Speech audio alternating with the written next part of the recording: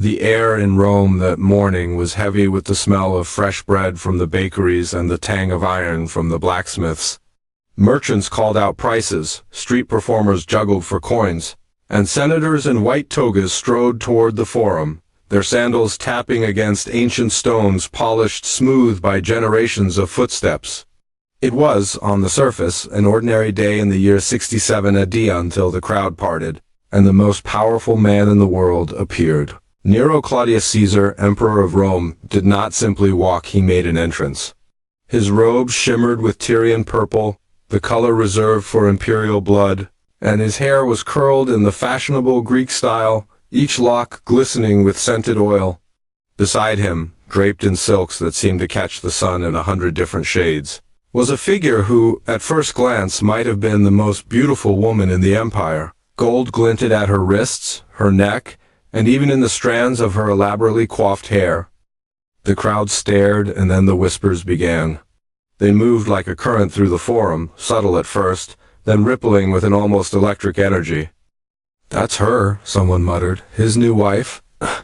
Not him. To a passerby from another city, it might have seemed like idle gossip, the usual Roman appetite for scandal.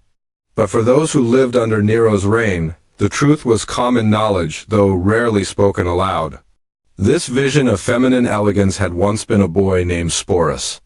And the path that led him here, to the emperor's side in this grotesque masquerade, was one of the most disturbing and cruel transformations in imperial history. It was not unusual for Rome to harbor strange love stories. After all, this was a city where marriages were often political arrangements. Mistresses were openly kept, and emperors had been known to indulge in tastes both unconventional and scandalous. But this was something else entirely. Those who watched Nero and Sporus pass by understood that they were witnessing not just excess, but a personal tragedy disguised in jewels and silk. The two moved through the forum as if the world were their stage. Nero, always conscious of the performance of power, smiled faintly at the people he passed, as though daring them to look too long. Sporus kept his gaze lowered, his face serene, trained into an expression that revealed nothing. To the untrained eye they might have seemed an affectionate couple, but to those who knew the story, every step Sporus took beside the emperor was a silent reminder of the price exacted when a ruler's will eclipses another's life entirely. Imagine being one of the fruit sellers or cloth merchants that day, someone who had heard the rumors but never seen them together.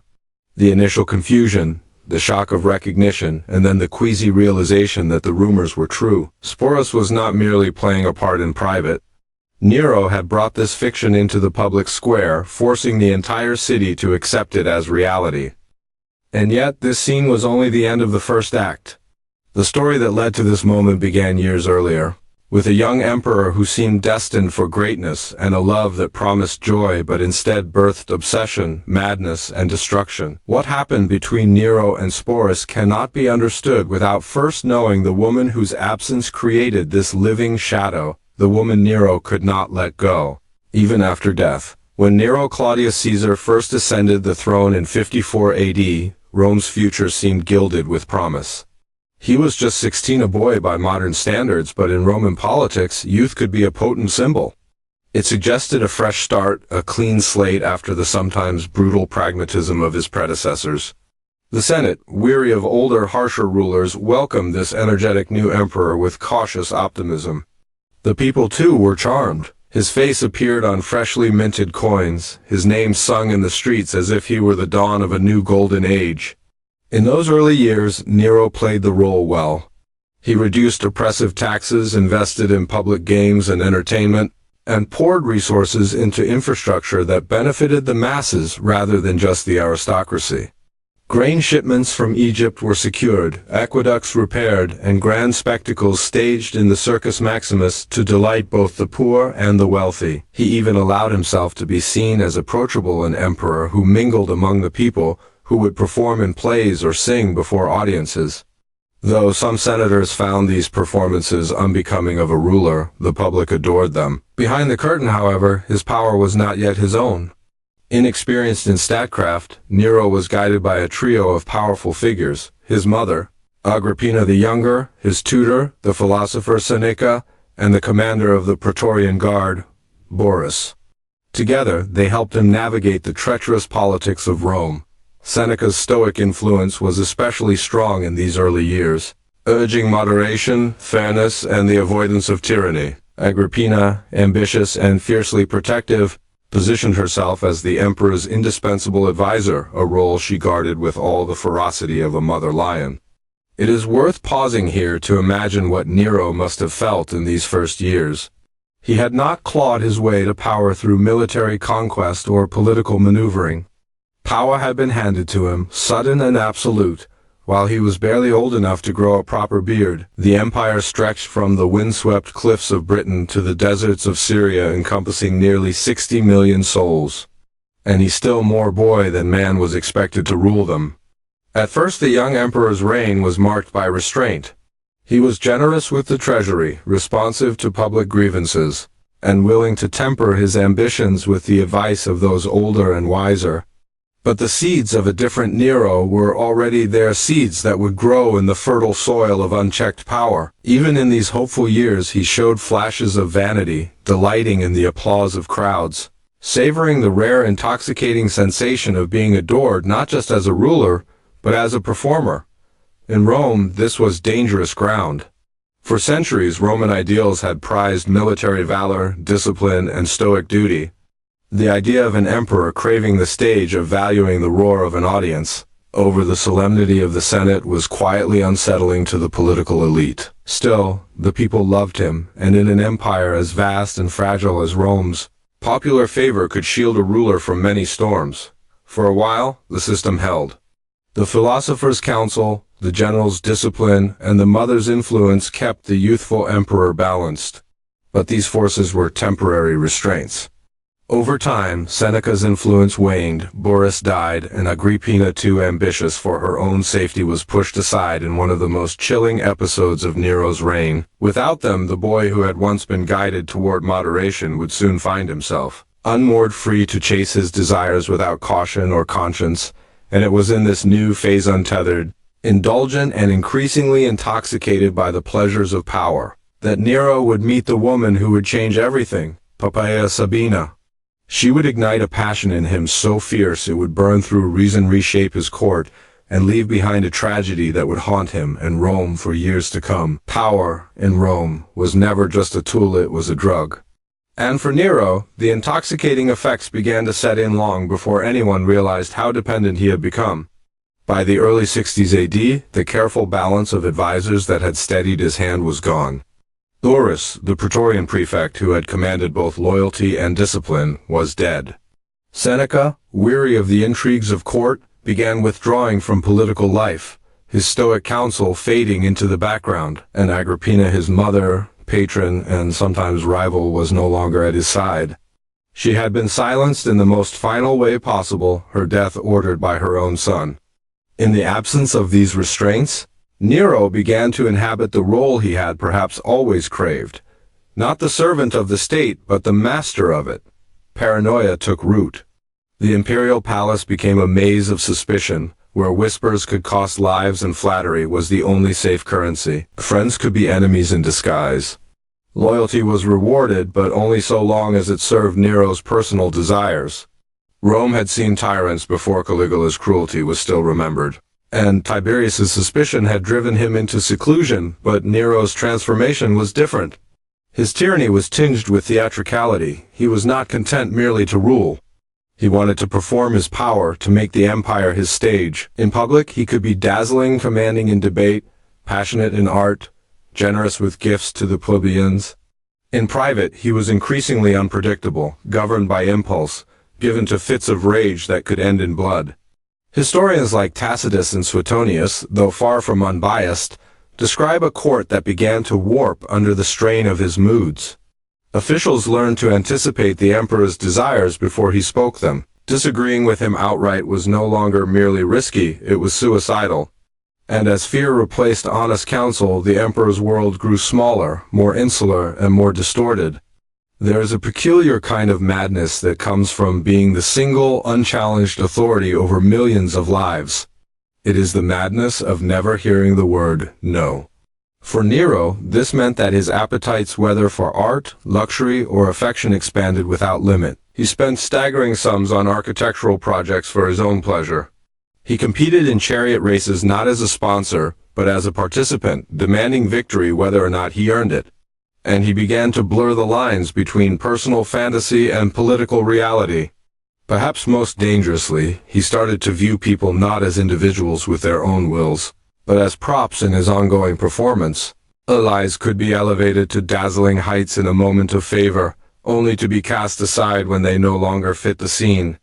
Lovers could be worshipped one day and discarded, or destroyed the next. It was in this climate of unchecked desire and vanishing boundaries that Nero first encountered Poppaea Sabina. To him, she was not merely a beautiful woman, she was the perfect co-star for the grand production he imagined his life to be. But to those who watched from the shadows of the imperial court, her arrival signaled something far more dangerous, the beginning of an obsession that would drag both of them toward tragedy. Poppaea Sabina entered Nero's life like a spark in a room already thick with the scent of oil. Born into a family of influence, she was no stranger to the delicate dance of Roman politics.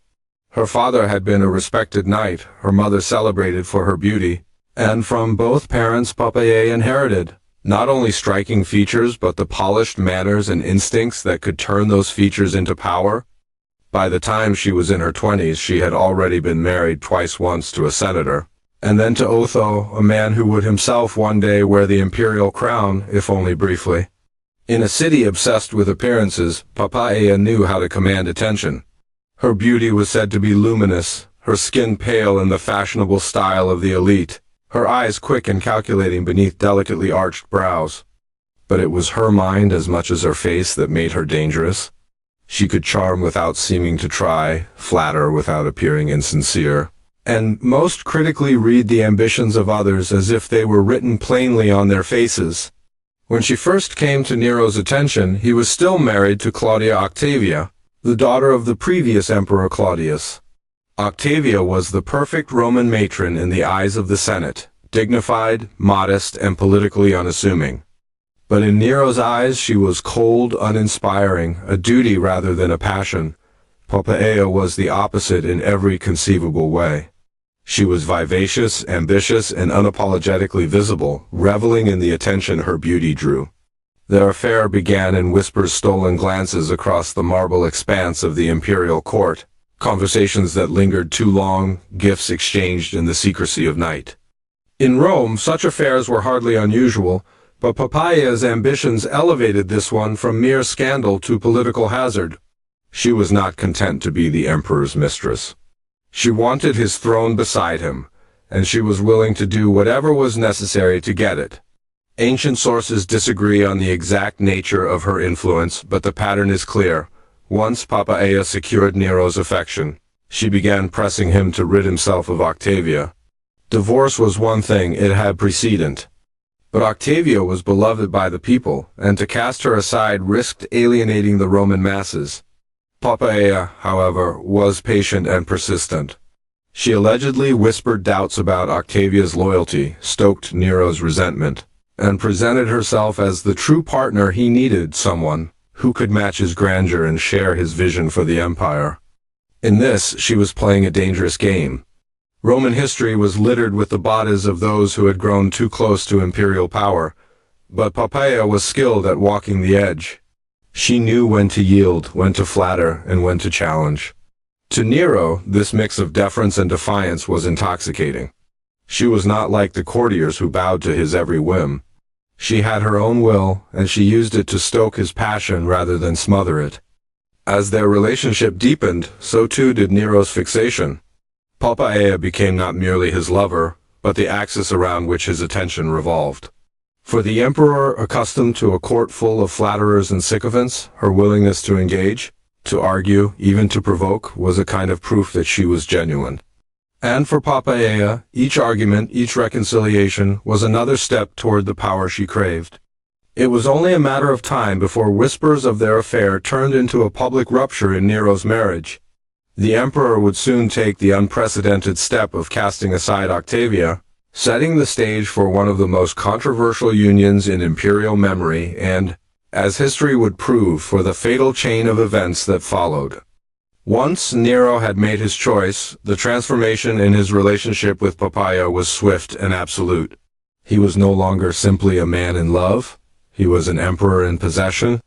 Their union was sealed with a wedding of extraordinary splendor, a display of wealth and authority that seemed designed as much to intimidate Rome's elite as to celebrate their vows. For days, the city buzzed with talk of the ceremony of the gold-threaded gowns, the rare perfumes brought from Arabia, and the jewels that sparkled like captured starlight. In the ancient world, such extravagance was meant to send a message that the emperor's will was unshakable and his resources limitless. Yet behind the glittering facade, a darker truth emerged. Poppaea was no longer just the woman who had captured Nero's heart. She was the centerpiece of his private world, a living emblem of his power and taste. And Nero, intoxicated by the idea of owning beauty itself, began to close his grip around her life. Guards were stationed near her at all times, not merely to protect her, but to monitor her movements. Every letter she sent, every conversation she had, passed through the invisible filter of imperial oversight. To the public, she was the most envied woman in Rome. To those within the palace, it was clear she lived inside a gilded cage. Nero's gifts to her were legendary. He bankrupted portions of the imperial treasury to shower her with treasures, silks from China that clung like water to the skin, ivory combs carved with scenes from Greek myth, and exotic animals brought from the far edges of the empire for her amusement. But these were not acts of simple generosity, they were declarations of ownership, each one a reminder that everything she touched, even the air she breathed, came from him. Perhaps most revealing was the way he sought to immortalize her. Sculptors were commanded to carve her likeness in marble, painters to capture her in pigments that would never fade. These portraits were not limited to public display. Nero filled his private chambers with them so that her image was always within reach. It was as if he were trying to fix her in time, to ensure she would never change, never age, never slip beyond his control. And yet, for all this, Poppaea was no passive ornament. She understood the power she held over him, and she wielded it with calculated precision. She used her influence to advance her family's fortunes, to install allies in positions of authority, and to strengthen the network of supporters who could shield her if Nero's favor wavered. But she also continued to be herself sharp-tongued when provoked, unwilling to yield completely. It was here that the danger began to grow. Nero had fallen in love with a woman who could match him in wit and will, but now he wanted something different, a wife who existed entirely within the boundaries he set. The tension between her independence and his need for control would smolder beneath the surface of their marriage, waiting for the moment when it would erupt into something far more destructive. It was the summer of 65 AD when the crack in Nero and Poppaea's volatile union split wide open. Accounts differ on what exactly sparked the quarrel, but all agree on its deadly outcome. Some ancient sources claim Nero returned home late from the chariot races, flushed with victory and still in the heat of competition. Others suggest Poppaea had criticized his obsessive involvement in theatrical performances, mocking his belief that he was a true artist. Whatever the trigger, the scene unfolded in private chambers, where the air was thick with Rome's stifling summer heat and the far-off noise of the city. Poppaea was pregnant, carrying what would have been their second child. Pregnancy had not softened her will. If anything, it seemed to make her less patient with Nero's excesses. She accused him, according to Tacitus, of neglecting his duties as both emperor and husband. The words would have cut deep. Nero, who believed himself adored and destined for greatness, was not accustomed to being challenged so directly, especially by someone he both loved and sought to control. The argument escalated quickly. Words gave way to shouting to fury, whether it was a calculated gesture or an uncontrolled impulse. Nero struck her perhaps with his hand, perhaps, as some accounts say, with a brutal kick to her abdomen. It was the kind of blow from which there could be no recovery. She collapsed to the marble floor, her breath ragged, her voice faltering. Servants and attendants, frozen between fear of their master and horror at what they witnessed, moved too slowly to intervene. In the moments after, Nero seemed to realize what he had done. The man who could command armies and dictate the fate of provinces was suddenly reduced to desperation. He ordered the finest physicians in Rome to attend her, promising fortunes for her recovery and threatening torture if they failed. They worked in hushed panic, but the damage was too great. Within hours, Poppaea was gone, and with her the unborn child that might have been the emperor's heir. The marble floor of the palace was scrubbed clean, but the stain of that day never left Nero. In a single act of rage, he had destroyed the very thing he had sought to preserve and possess. The woman whose image he had immortalized in stone and paint now existed only in memory, and memory, for Nero, would prove a dangerous thing. Her death was not just a personal loss. It was a rupture in the emperor's mind, a point from which his grasp on reality would begin to fray. Grief, guilt, and the intoxicating power of the imperial office would mix into something darker, something far more unhinged than Rome had yet seen. The empire had lost an empress, but Nero had lost the anchor that tethered him, however tenuously, to the real world. Nero's grief was unlike any other emperor's, not quiet, not dignified, not contained within the solemn rituals of Roman mourning. It was theatrical, excessive, and deeply unsettling to those around him. The man who had killed his wife now declared her the great love of his life.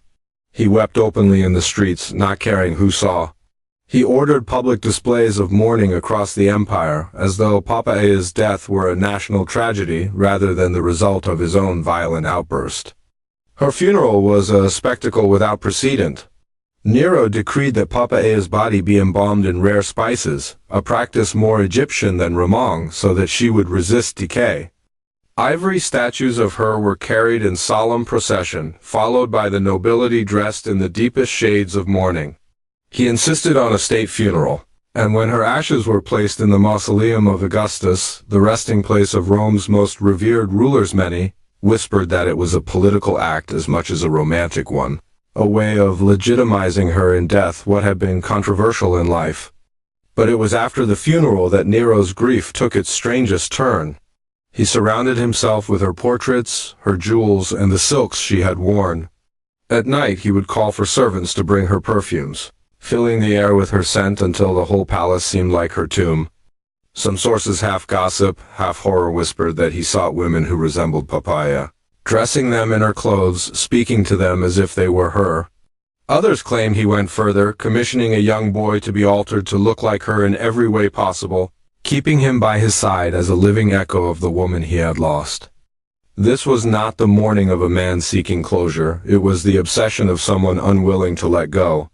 His grief became a stage on which he could play the role of the bereaved lover to perfection, drawing sympathy and awe from the public, even as those closest to him saw it for what it was, a performance that masked a deepening fracture in his mind. From this point forward, Nero's reign slid further into instability. The temper that had killed Poppaea did not fade with her death. If anything, it grew sharper, less predictable. He began lashing out more frequently at senators, advisors, and even long-trusted friends. Paranoia tightened its grip, and Rome became a city of whispered fears. Poppaea had been many things to Nero: lover, prize, partner, and mirror. With her gone, there was no one left who could both captivate and challenge him. In losing her, Nero not only lost the object of his obsession, he lost the fragile balance that had kept his worst impulses just barely in check. The rest of his story and Rome's would spiral toward fire and ruin. Sporus appeared in Nero's life at the very moment when grief, guilt, and delusion had begun to fuse into something unrecognizable. He was a youth of striking beauty, delicate in feature and slight of build, with a pale, almost luminous complexion. Ancient writers describe him in ways that make it clear why Nero noticed him. There was a softness to his appearance, an elegance in his movements that drew the emperor's gaze. But what made Sporus more than just another court favorite was a single, haunting fact: he resembled Poppaea Sabina. To Nero, still drowning in his obsession with the woman he had lost, this resemblance was not coincidence, it was an opportunity. The idea took hold, and in the twisted logic of an emperor accustomed to bending reality to his will, it seemed not only possible but necessary to transform Sporus into Poppaea's living replacement. According to Suetonius and Cassius Dio, Nero ordered the youth to be castrated, stripping away the possibility of manhood and reshaping him into a permanent echo of the empress. The court was stunned, but no one dared oppose him. Rome was already used to Nero's indulgences, but this was something different. Deliberate act of remolding another human being to satisfy a fantasy. It was both grotesque and tragic, and yet in the suffocating atmosphere of imperial power, it was carried out without protest. Once the deed was done, Nero gave Sporus a new identity. He dressed him in Poppaia's gowns, adorned him with her jewels, and taught him to move and speak as she had. The transformation was not left to chance. Every detail, from hairstyle to posture, was crafted to maintain the illusion. Then came the final, surreal step. Nero staged a marriage ceremony, complete with a bridal veil, public vows, and all the pomp of an imperial wedding. To the onlookers, it was less a union than a performance, a grotesque play in which Nero both directed and starred. In public, Sporus appeared at the emperor's side, receiving the honors of an empress. He accompanied Nero on official processions, banquets, and even foreign tours. In private, he was the constant presence Nero could not bear to lose. For the emperor, Sporus was not a person so much as a talisman, a way to pretend that Poppaea had never truly left him. Yet beneath the silks and gold, the reality was stark. Sporus was a youth whose identity had been erased, replaced by a role he could not refuse. His life was now bound to the whims of a man whose love could turn to violence without warning. Whether he accepted his fate with resignation, fear, or some calculated attempt at survival, history does not tell us.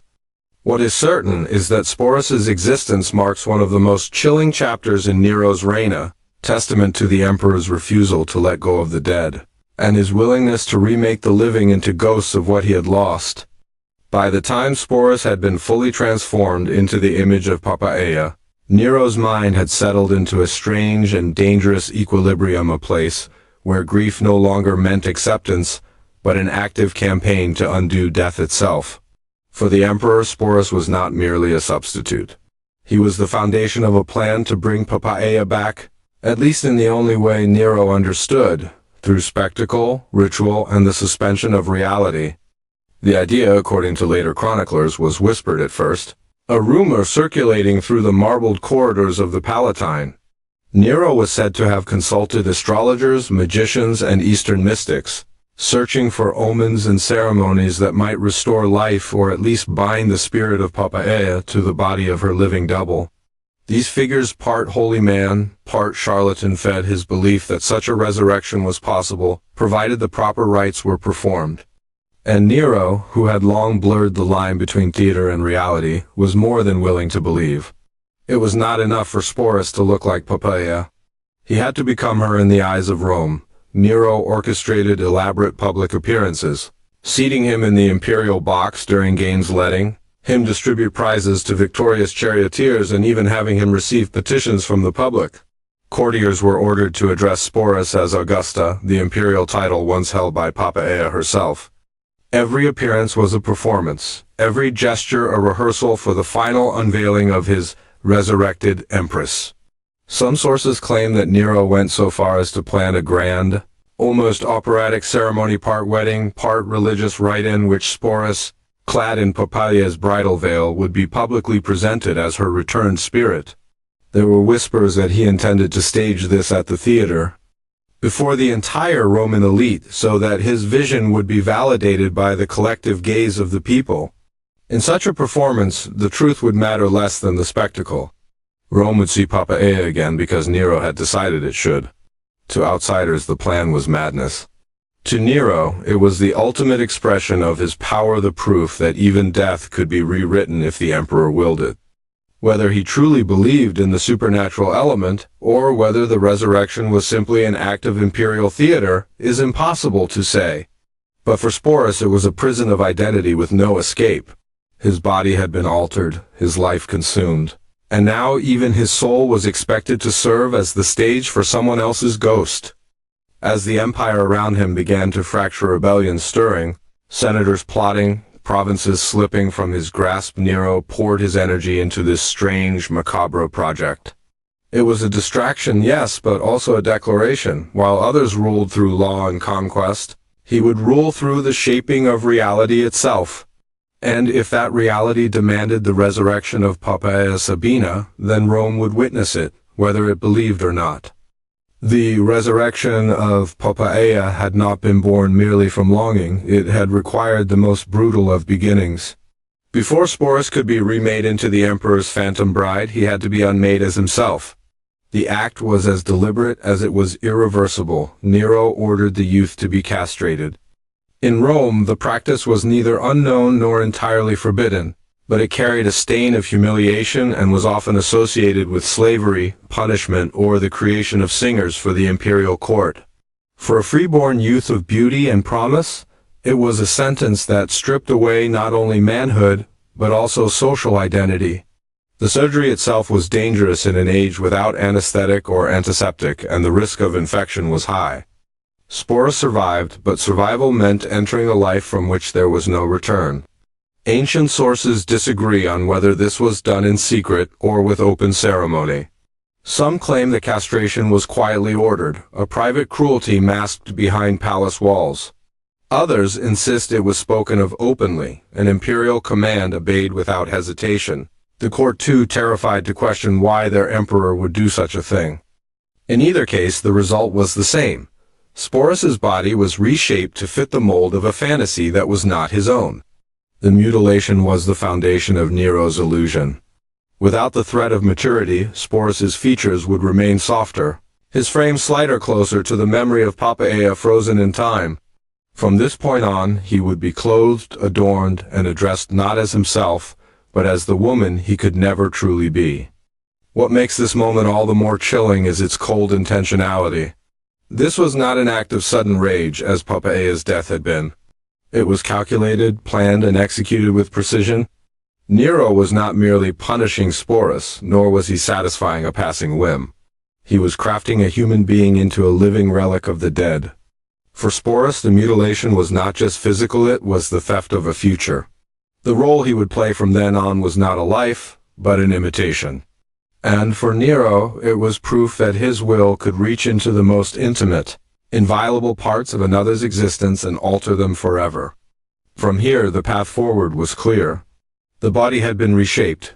Now the performance could begin.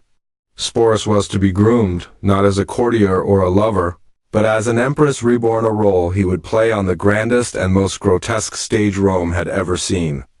The transformation of Sporus into Sabina was not a single act, but a long, meticulous process, part grooming, part indoctrination, part theater rehearsal. Once the castration had ensured that his body would never mature into full manhood, Nero began the second phase of his project, the crafting of a living monument to Poppaea Sabina. First came the clothing. Nero had Sporus dressed in Poppaea's own gowns, retrieved from her private chambers and perfumed with the scents she had once worn. These garments, rich with silk and gold thread, were chosen not simply for beauty, but for their association with the empress's image.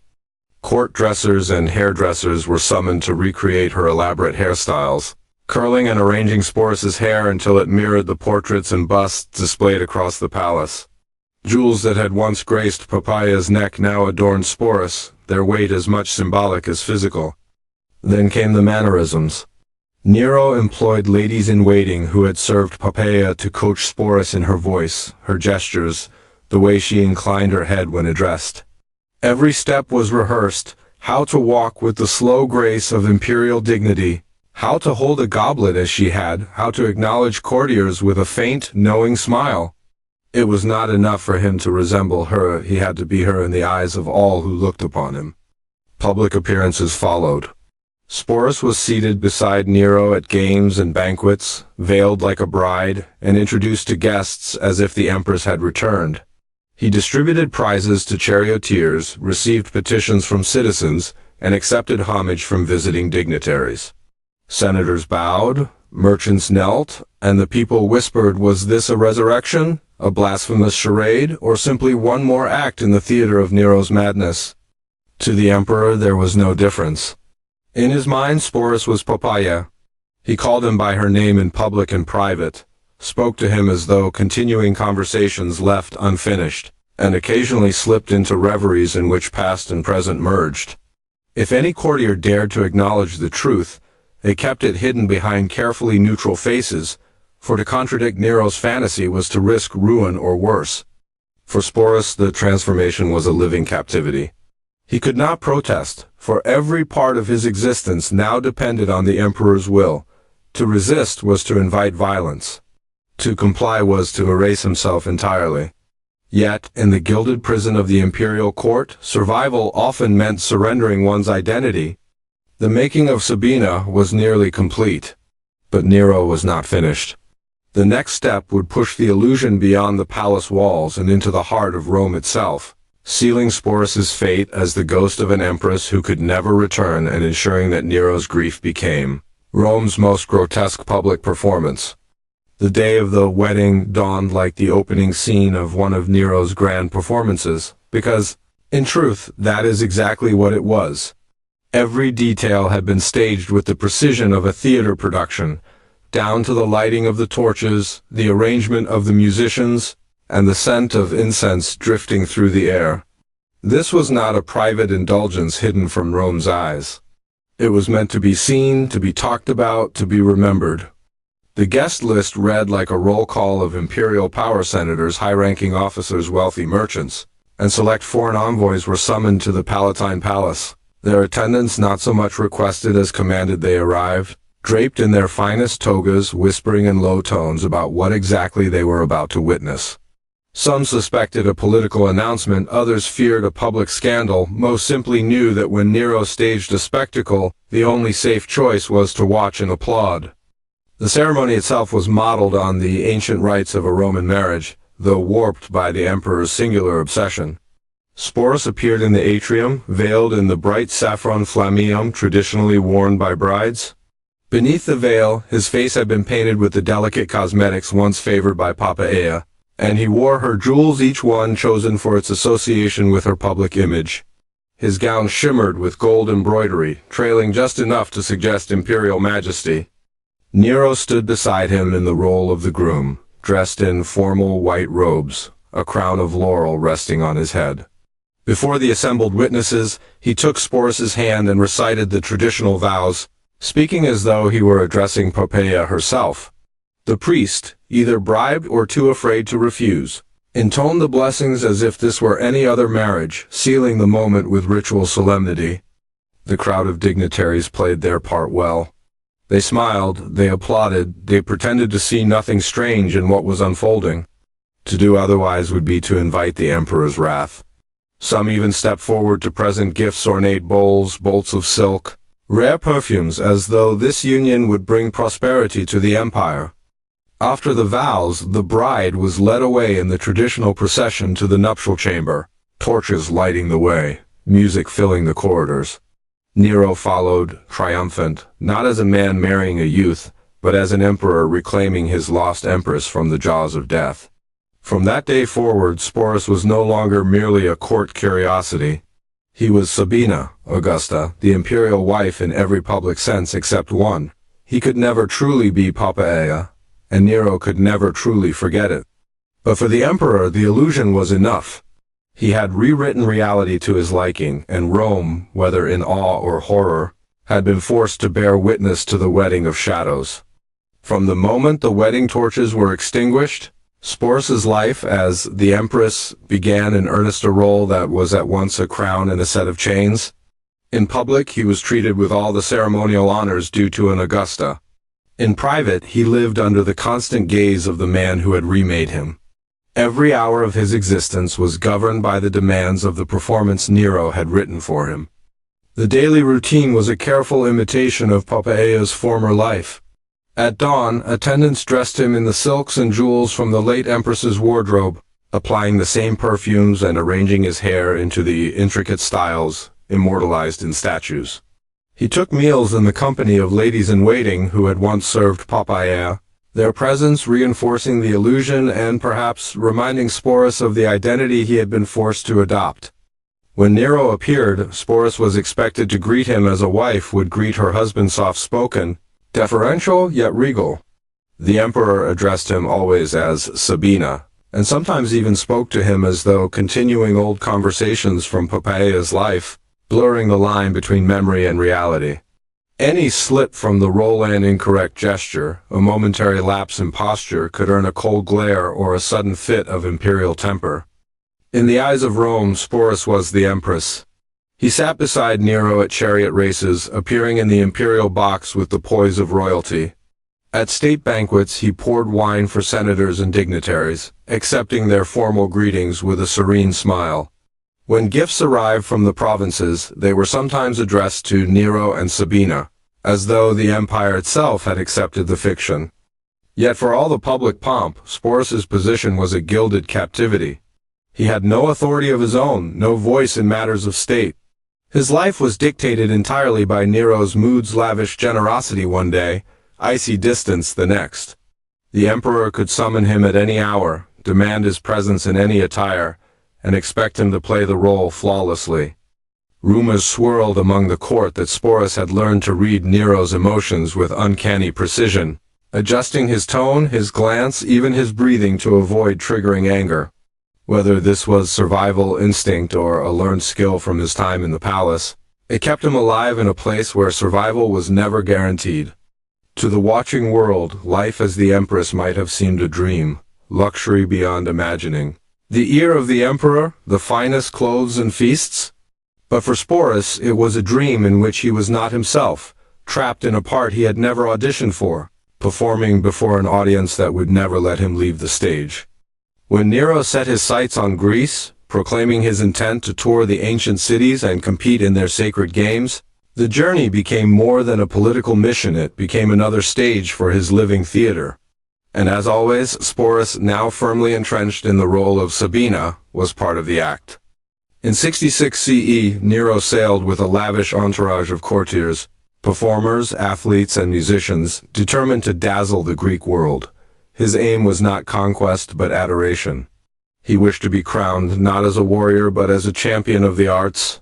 The tour was a whirlwind of spectacle, singing in the great theaters, racing chariots, even taking part in events traditionally reserved for Greeks alone. The emperor's victories, whether won or bestowed, were celebrated with processions, feasts, and showers of golden coins stamped with his image. Through it all, Sporus remained at his side, dressed in Greek adaptations of Poppæa's imperial finery, flowing chitons, delicate golden wreaths, and jewelry carefully chosen to match the regional tastes of their hosts. In every city he was presented as the empress, seated beside Nero during public ceremonies, waving to the crowds from litters draped in purple. His presence was no passive ornamentation. It was part of the emperor's grand design to show that Rome's ruler could command not only armies and treasuries but even the boundaries of life and death. In Corinth, during the opening of the Isthmian Games, Nero made a point of introducing Sporus to Greek dignitaries as if he were Poppæa herself, returned from the gods to walk once more among mortals. The flattery was received with polite astonishment, for the Greeks, accustomed to rulers with grand illusions, understood the wisdom of smiling and nodding in the face of imperial eccentricity. Traveling with the emperor was not without its dangers. The Greek tour was long, the pace exhausting, and Nero's moods unpredictable. Victories in the games filled him with manic joy, but any perceived slight amiss note in his singing, a faltering cheer from the audience, could send him into rages that spilled over onto those closest to him. Sporus learned to remain quietly radiant, a steady ornament to Nero's triumphs, a living reminder of the emperor's self-proclaimed immortality. For the Greek cities, Nero's visit was a dazzling if costly affair. For Sporus, it was a continuation of the same role he had been playing in Rome, only on foreign soil. The applause of strangers was just another kind of prison wall, loud, glittering, and inescapable. Wherever Nero went, the empress went too, and wherever the empress went, Sporus disappeared a little more into the shadow of the dead woman whose place he was forced to fill. By the time Nero returned from Greece in 67 CE, the empire he had left behind was beginning to slip from his grasp. The provinces were restless, the treasury was bleeding from years of indulgent spending, and powerful generals and distant legions were starting to dream of wearing the purple themselves. The emperor, who had once seemed untouchable, now stood on a crumbling pedestal. At first, Nero met the growing discontent with the same theatrical bravado that had carried him through so many public spectacles. He staged triumphal processions to display the crowns and laurels he had won in Greece, parading through Rome with Sporus at his side in full empress regalia. But the cheers were no longer universal. The murmurs of disapproval grew louder, even among senators who had once humored his excesses. The breaking point came in 68 CE. One by one, the provinces began to rebel. In Gaul, Gaius Julius Vindex raised the standard of revolt. In Spain, the governor Servius Sulpicius Galba declared himself emperor, gaining the support of the legions. In Rome itself, the Senate, long cowed into silence, began to sense that the wind was changing. As the tide turned, Nero's court began to dissolve. Friends and flatterers slipped away, pledging loyalty to whoever might succeed him. The Praetorian Guard, the elite bodyguard whose swords had kept him safe, turned traitor when promised payment by Galba. Alone, betrayed and increasingly paranoid, Nero clung to the few who remained loyal. Sporus was among them, not because he had any choice, but because his fate was bound to Nero's as tightly as the veil that once covered his face at their wedding. When the Senate finally declared Nero a public enemy, the sentence was death. The emperor fled the city under cover of night with a small group of companions, including Sporus, heading toward the villa of a freedman on the outskirts of Rome. There, as horsemen closed in, Nero faced the end he had long feared, not the glory of a staged death in the arena, but the ignominy of capture and execution. Unable or unwilling to take his own life without help, Nero turned to his secretary Epaphroditus, who guided the dagger to his throat, with his final words: qualis artifex perio. What an artist dies in me. The emperor fell, leaving behind a legacy of cruelty, vanity, and theatrical madness. For Sporus, the fall of Nero was both a liberation and a new danger. The man who had reshaped his life was gone, but so too was the shield of imperial favor. In the chaotic scramble for power that followed, the young man who had once been forced to play the empress would find himself passed from one ruler to the next, each with their own designs for him. The nightmare was far from over. In the violent vacuum that followed Nero's death, Rome became a game board where emperors rose and fell with dizzying speed, and Sporus, once the unwilling empress, was now a piece to be claimed. Without Nero's protection, he might have expected to vanish into obscurity. Instead, his notoriety made him a prize. Galba, the new emperor, inherited not only Nero's throne but the symbols of his reign. Among them was Sporus, whose resemblance to Poppaea Sabina and the scandal of his past was still fresh in Rome's memory. Galba had no sentimental illusions. He saw Sporus as a living trophy, a reminder to all that. Nero was gone and his grotesque games were over, but rather than discarding him, Galba kept him close. Perhaps as a curiosity, perhaps as a way to assert dominance over those still loyal to Nero's memory. Yet Galba's reign was brief: 7 months of austerity and political missteps that alienated both the Praetorian Guard and the Senate. When Otho, one of Nero's former allies and a man with his own tangled history with Poppaea Sabina, seized power in January 69 CE, Sporus once again found himself changing hands. Otho's interest in him was far more personal. Years before Nero had married Poppaea, she had been Otho's wife, or, at least, his lover in a relationship close enough to be called such. To Otho, Sporus was not just a relic of Nero's madness, but a haunting echo of a woman he had once known intimately. Whether Otho saw him as a substitute, a political symbol, or simply a reminder of a lost chapter in his own life, he treated Sporus with a degree of care absent from Galba's cold possession. Still, Sporus had no agency in these transitions. He was moved like a valuable object between owners, adapting to each new master's expectations. The lavish garments remained, the public appearances continued, but the role shifted with the political winds: empress to Nero, trophy to Galba, companion to Otho. It was a dangerous time for anyone in the imperial orbit. The year of the 4 emperors would see blood in the streets, armies marching on Rome, and loyalties tested to the breaking point. For Sporus, survival meant continuing to play the part others had written for him, even as the stage collapsed around them all. Vitellius's victory over Otho in April 69 C marked yet another turn in the deadly carousel of power, and for Sporus, it would be the most degrading chapter of all. Where Nero had shaped him into a macabre imitation of an empress, and Otho had kept him as a living relic of a lost love, Vitellius saw only an opportunity for cruel entertainment. The new emperor was a man of coarse appetites and a taste for public spectacle. Among his many vices was a fondness for mocking the fallen, turning their suffering into theater. When Sporus came into his possession, whether by formal transfer or sheer opportunism, Vitellius devised a plan so grotesque that even some in his circle recoiled. He announced that Sporus would be paraded in the arena, dressed as the mythical maiden Proserpina, the goddess abducted and dragged into the underworld. The performance would culminate in Sporus's symbolic violation at the hands of a gladiator playing the role of Plato, god of the dead. It was not simply an execution, it was a calculated inversion of imperial dignity, a final act of humiliation before a jeering crowd. For Sporus, the prospect was unbearable. He had been forced to endure the role of empress, the whispers of senators, the gawking of foreign dignitaries, but this would strip away even the fragile dignity he had managed to hold on to. It was not death that terrified him, but the manner of it, the reduction of his life to a public joke. Faced with the inevitable, Sporus made his last and only autonomous choice. Before the day of the spectacle could arrive, he took his own life. Whether it was with a blade, poison, or some other means, history does not record. What remains is the fact that he chose death over the final humiliation planned for him. Thus ended the life of the youth once called Sporus, once called Sabina, at first a victim, then a symbol, and finally a ghost in the machinery of imperial Rome. His story, preserved in fragments by historians who could scarcely believe it, remains one of the most haunting illustrations of how absolute power can twist not only the lives it rules, but reality itself.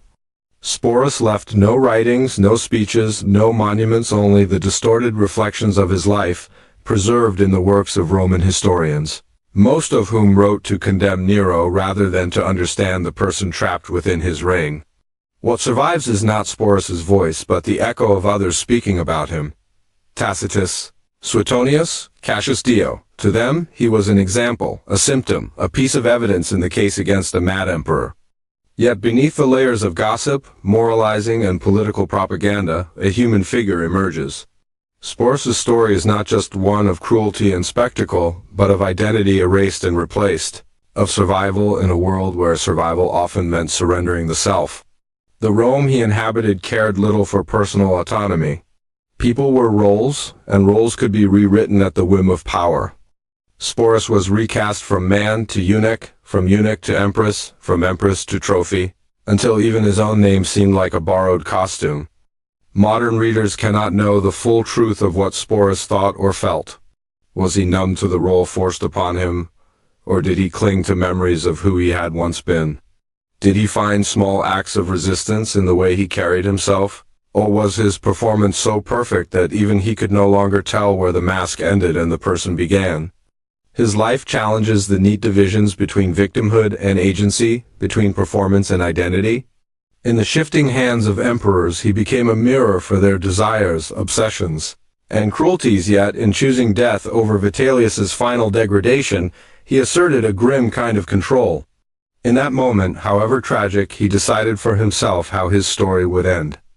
Today, Sporus is remembered less as an individual and more as a haunting emblem of the extremes of imperial Rome. Its theatricality, its appetite for domination, and its chilling ability to turn human lives into symbols for the amusement of the powerful. But if there is any justice in remembering him, it is to strip away, as much as history allows, the masks he was forced to wear and to acknowledge the quiet, unrecorded existence of the person beneath.